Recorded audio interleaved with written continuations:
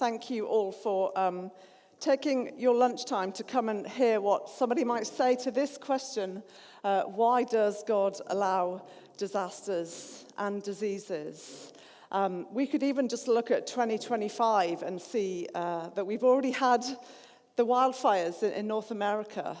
Even in winter, we're getting wildfires, and people have been kind of driven out of their homes, and there's a lot of rebuilding needed in North America as well as those fires. And we could look, a couple of years ago to the Turkey-Syria earthquake, in which 63,000 people lost their lives, and many more were displaced. Actually, before most of you were born, there was one of the largest tsunamis that's ever been recorded. 2004, the epicenter was Banda Aceh in Indonesia. Massive tsunami swept onto shores. Over 1 million people displaced, and about 250,000 lost their lives. And we can look at Haiti 2010, that earthquake, Japan 2011, and so on. And there are many more. We can barely go a couple of months before we hear of another natural disaster, be it a hurricane, a volcanic eruption, a tsunami, and so on. And there's also, the category of disease and sickness. What do we do about that? These are the kind of natural disasters that are occurring in our bodies all the time. And actually, perhaps the most obvious one would be the COVID-19 pandemic that has affected all of us. The natural disaster that we've all been caught up in one way or another. A lot of the time, natural cataclysmic events like this are happening far away in some other part of the world, and we see it through our TV screens. But during the pandemic, it came to all of us, and we were all impacted one way or another. How do we make sense of disasters and diseases and the suffering that they cause? And of course, we're also looking at just everyday things that we're coping with and dealing with, cancer and mental illness and so on. And I want to say at the start of this talk that this is not just an intellectual question. I know that we bring to this, all of us, myself included, felt reality, actually, of experiencing suffering as a result of sickness and illness, one way or another. My husband has a neurological condition that isn't properly understood. Most of the time, life is normal, but every once in a while, it isn't. And it's not something that's very well understood by neurologists. And what do you do when science doesn't have any answers? And you will have a story as well. And so this is not just an intellectual question. It's also deeply mysterious. I can offer some frameworks for thinking about this. But there's also mystery in this question. Now, when Christians often give a response to suffering in general, they give what is known as a free will defense a lot of the time. They would say that actually some of the suffering that happens in the world is partly because God has given human beings freedom, and they can use that freedom for good or harm. They can use it for very noble things and very destructive things, and that partly explains some of the suffering that we see in our world. But it doesn't actually help us with earthquakes, tsunamis, and so on. There seems to be something different going on there. We're talking about suffering that comes from the very forces of nature, and that's supposedly a world that God has made, right? That's what Christians believe. So how do we make sense of that? And how do we start? Where do we start with this question? Well, I want to start by asking, if God does not exist, how do we make sense of disasters and diseases? If materialism is the thing and the way of seeing the world, how do we make sense of these things? Some of you may remember the late Christopher Hitchens, the atheist and best-selling author. He was interviewed in 2011 because he was diagnosed with terminal cancer of the esophagus. And he was asked whether, despite his atheism, he had been tempted to ask the question, why me? And he responded like this. He said, you can't avoid the question. However stoic you are, you can only bat it away as a silly one. Millions of people die every day. Everyone's got to go sometime. And his response is a fairly bleak one, especially since he died later that year of his cancer, very aggressive. And yet it is consistent with his atheism. Because if God does not exist, there are no disasters as such. There are natural events in the world. This is just the way the world is. Earthquakes, tsunamis, and hurricanes are simply the laws of nature doing what they do. And some people are just in the wrong place at the wrong time. It's the luck of the draw. And equally, pandemics and genetic diseases are just accidents of nature. There's nothing right or wrong about them. They're just the way the world is. This is just the way the world is. And many would also look to scientific explanations. And scientific explanations, very rightly, say that the world that we have is kind of the flip side of living on a planet that can sustain life. Some of the mechanisms involved in natural disasters actually play a pivotal role, enabling us, human beings, to survive. So tectonic plate movement enables nutrients to be recycled from beneath the Earth's crust back to the surface. But of course, there are also the things that we climb up in the summer and ski down in the winter, creating extraordinary beauty. Volcanoes release pressure from beneath the Earth's crust and release minerals back into the biosphere. And actually the soil around around volcanoes is incredibly fertile. I remember watching a cookery program about a restaurant that was nestled in the crater of an extinct volcano. And they would grow their own fruit and veg in the crater of this volcano. And it was amazing, this fruit and veg, because of the mineral-rich soil from this volcanic soil. And we also know that, many very beautiful islands are volcanic islands, the Hawaiian Islands, the Azores, and so on. We also see that even viruses, things like viruses, are essential for life. They actually have a life-giving role. There are actually 100 million viral types floating around us, and only 1% are harmful to people. They actually play a pivotal role in sustaining life on Earth, such that if we were to get rid of all viruses overnight, as epidemiologist Tony Goldberg says, we'd all survive for about a day and a half, and then we'd all die. They are so essential, so vital. They're key to ecosystems. They help plankton release oxygen, which keeps oxygen in the atmosphere in the right proportions.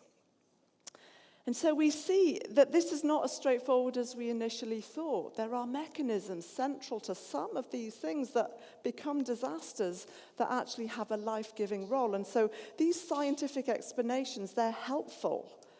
They're not wrong. That is the case.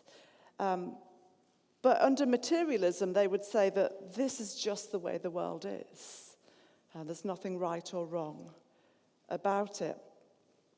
But the thing is, if this is just the way the world is, then why do we experience these things as disasters? Why do we experience them as disasters? Why do we get angry and we experience grief and frustration and we ask all kinds of questions? It's as though the answer that this is just the way the world is not enough. And to call something a disaster is actually to make a moral judgment about the way the world is. It's actually saying there's something wrong with the world. And to express a longing that things ought to be better than the way that they are. And the Christian faith wants to say that instinct that there's something wrong is entirely correct. Because Christians believe that the material world has been brought into being by a good God. but somehow things have gone wrong, giving rise to evil. In other words, that we live on a planet that is both beautiful but also broken. And this brokenness impacts biology, it impacts behavior, and it impacts nature as well. And so at its core, the Christian faith would say the pain that we feel in response to natural disasters and diseases is actually not a pointer away from God, it's actually a pointer towards God, because it's actually if God exists that we're in a position to say, yes, there is something wrong. The world has been brought into being by a good God, but something's gone wrong and it's broken.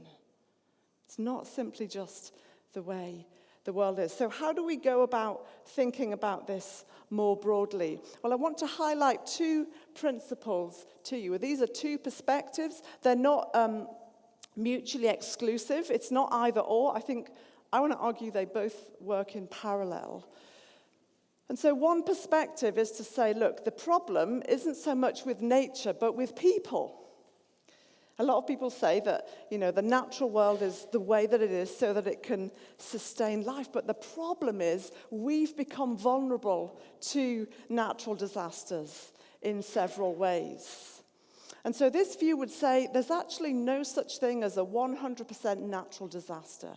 Every natural disaster that occurs is always a combination of human factors and natural factors. So what are those factors? Let's look at some of the ways we've become vulnerable. One of them is through the impact of poverty and the difference that makes to the suffering and the number of deaths and displacements when a natural disaster happens. When a disaster occurs in a place of deep poverty, a country of low income, you can guarantee that the number of deaths and displacements will be several orders of magnitude greater than if the same disaster were to occur in a country of high income. For example, we're already there. Yes, we're here. You could compare two earthquakes of the same magnitude, Haiti 2010 and California 1989, which were about, 7.8 on the Richter scale. So 57 people died in California, and that was partly because they were repairing a motorway at the time of the earthquake. The number of deaths in Haiti 2010 is not really known. It's so great. And in fact, I was going to say it was somewhere between 125 and 250,000 at the start of the morning, but I had another look today, and they think it's actually nearer 350,000 people. And part of the reason for that, even luxury hotels pancaked in the Haiti 2010 earthquake. 5-star hotels. Why? Because they were not built with the steel rods that if they were in Japan, they just sway. People can get out and they go to safety. You see, there are human factors involved. Corner cutting, corruption, all kinds of things. There is no such thing as a purely natural disaster. They are always a combination of human factors as well as natural factors. And of course, climate change is another case in point where we're seeing a rise in global temperatures on Earth that arguably is coming close to an irreversible tipping point. This has caused polar ice caps to melt, causing a rise in sea levels, causing lots of flooding, and that's actually the natural disaster that is the least dramatic, but that causes the most suffering, flooding. And we're seeing actually changes in local weather patterns. We're seeing an increase in the frequency and severity of hurricanes. They happen more often, they offload more water, which also leads to flooding, and so on. And of course, wildfires are burning hotter and longer. And the scientific community are, without doubt, I would say that human factors have played a role in this. Our excessive fossil fuel consumption leading to carbon dioxide levels in the atmosphere increasing, leading to a greenhouse effect, which is causing rising temperatures. This view would say there's no such thing as a purely natural disaster. It's always a combination of biological, natural factors as well as human factors. So that's one perspective I want you to hold in mind. But another perspective is to say, look, Are these kinds of explanation enough? Are they actually enough to help us make sense of natural disasters in their entirety? Plate tectonics, poverty, climate change, they're all important. But are they enough? Because with some kinds of natural disasters, it still leaves some questions unanswered. There are some natural events that seem to have no beneficial effect. Take childhood genetic cancer, for example. No beneficial effect and no seeming human contribution. So why do they happen? Why? Why do our bodies succumb to disease and decay? Why are we all on a trajectory towards aging and decay and death? And why do even those who with a healthy lifestyle and diet still seem to succumb to illness? Couldn't God have made a different world where those things didn't happen at all? And there are a lot of things that we could say here. But one thing I want to draw out at this point is that I think it cries out for a deeper kind of explanation. There's this kind of deeper brokenness. It doesn't seem to be enough to say that the world simply needs to be this way in order to sustain life. In addition to that, it seems like there's a brokenness that's woven in to the way that things are, into the physical world, into our very biology, and into the human heart. You see, this view would say that nature itself is broken. Nature itself is also broken. Christians would say that this deeper brokenness has a spiritual cause. So in addition to natural and human factors, there are also spiritual factors. Spiritual brokenness between humanity and God has led to brokenness in biology and nature and behavior. Those of you that are not really, you wouldn't call yourself a Christian, might think that sounds a bit weird. How do we get our heads around that? And I don't know if it's helpful to think about sometimes, with a medical diagnosis, that often there's a deeper underlying cause that doesn't kind of come out until it's diagnosed, that it's not immediately obvious. But actually, when it's diagnosed, it actually helps to make sense of reality. This brokenness is talked about in the Bible, and there's a verse in the New Testament in a letter to a church in Rome that says that we know that the whole creation has been groaning, as in the pains of childbirth, right up to the present time. In other words, nature itself is out of kilter with itself. It's not as it should be. There is a brokenness, and that brokenness has a spiritual cause. And so spiritual brokenness has led to brokenness in nature and biology. But not in a personal way. As soon as we start to talk about spiritual reasons for suffering, a lot of people immediately go to punishment or judgment. But actually, this is a very different point that's being made here. It's a little bit like, think about a glass of water. When you drop a drop of ink into that water, it spreads through the whole thing.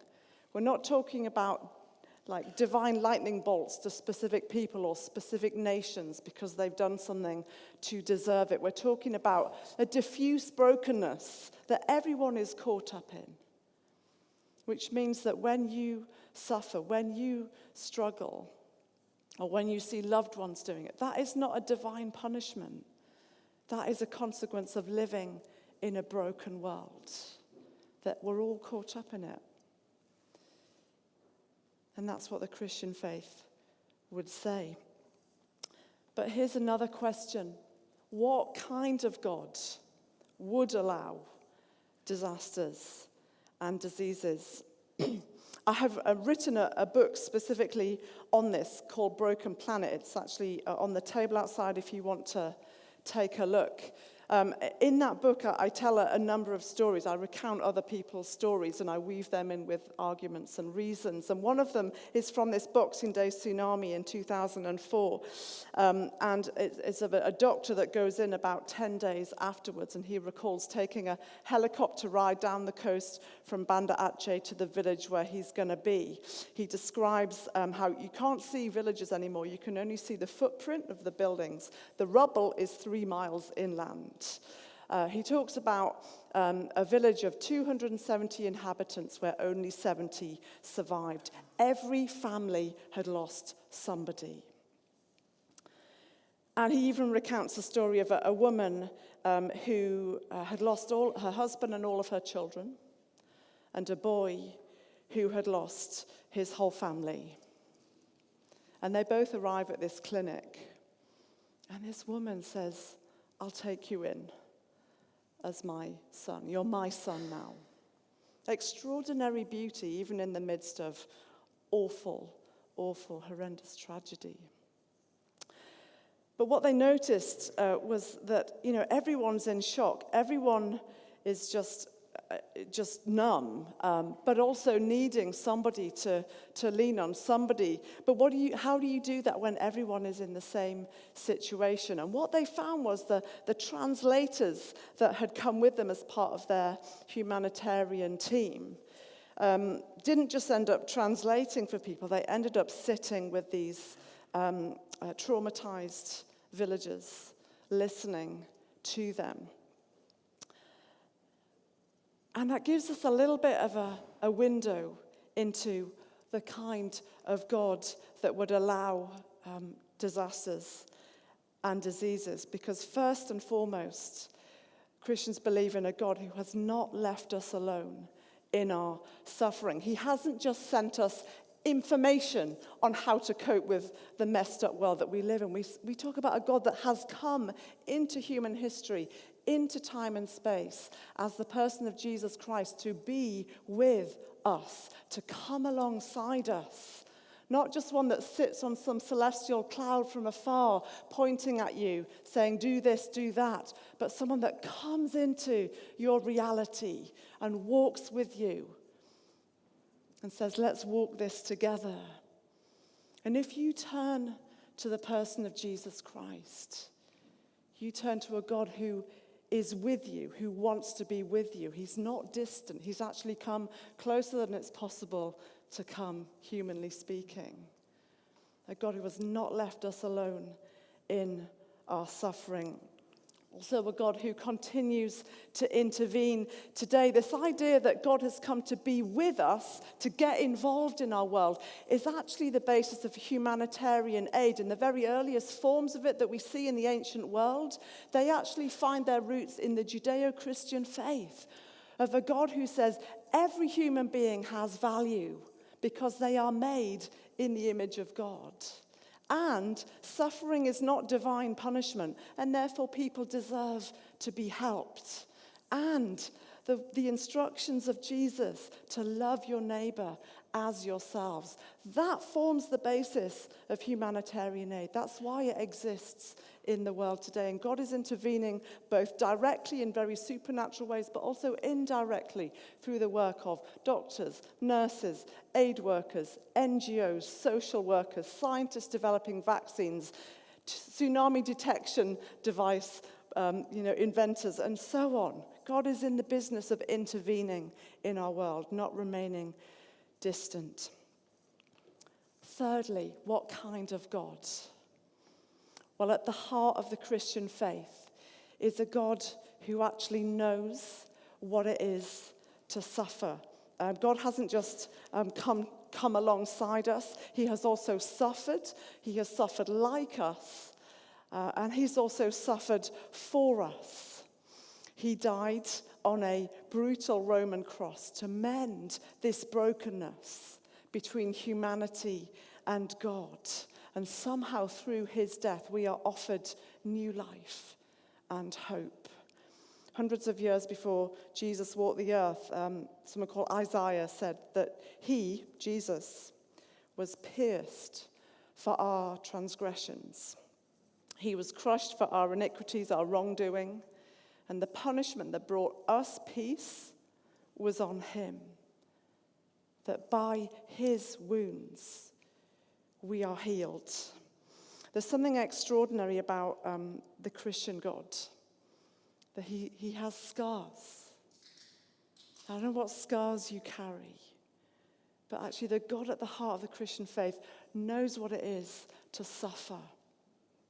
And in fact, his suffering goes way beyond anything we can ever imagine. Because we're talking about a God who himself carried no evil and yet somehow absorbed the world's evil into himself so that it doesn't need to sink us. I don't know if you know, but at the moment of Jesus' death and at his resurrection, Christians believe he didn't stay in a grave, he rose. At the moment of both of those things, there was an earthquake. And actually people who are not even Christians document this. It's extraordinary. Both events accompanied by a natural disaster. What is that telling us? I think it's telling us this is not an ordinary death. This is a death unlike any other. And that Jesus, through his death and resurrection, has opened up a new era that anyone that comes to him can know forgiveness for the past, comfort in the present, whatever you are facing, and hope for the future, hope for today, hope for tomorrow, hope for the future. There is so much that we don't understand about the way the world is, and the older you get, the less you understand, I reckon. God doesn't always offer us reasons, but he does offer us himself. He says, "Come to me, walk with me, and you will know a comfort and a strength that the world cannot give you, that your friends can't give you, that Instagram can't give you." That is the invitation. That's what I actually decided to do at the age of 20, studying biochemistry over in Bristol. I've never looked back. There's nobody kinder, there's nobody more gracious to offer me a new start, a clean slate. It would be incomplete, and I'm just going to say really briefly that the story isn't finished in terms of how Christians think about this question. Actually, the Christian God is not finished doing what he's doing in the world. That's kind of why we're here this week. There's still work to be done. And how do you fix a broken story? I think it feels like the world is really broken. It feels like our lives are really broken. How do you fix a broken story? Well, if there is no God, you can't really fix it. You can just work hard and fight evil and disease with science and technology in the hope that you can make your life a little bit more bearable. But if God exists, you fix a broken story by embedding it in a much bigger one, in which good wins, in which evil actually will be removed one day. Christians believe evil has been defeated on that first Easter, and one day it will be removed entirely. And that's why Christians speak about having hope. And it says on that day that he will wipe away every tear from our eyes. There will be no more crying or mourning or death or pain. Might seem a bit pie in the sky, but actually there are glimpses of the reality of that as well. In turning to Christ here and now, we see glimpses of that promise. Actually, things are turned around. Dead things come to life in us that we never thought could change. That's been my experience. That's been the experience of so many of the Christians in this room that have invited you and that are hosting these events. Whatever the disasters you're facing, that we face, this need not be the end of the story.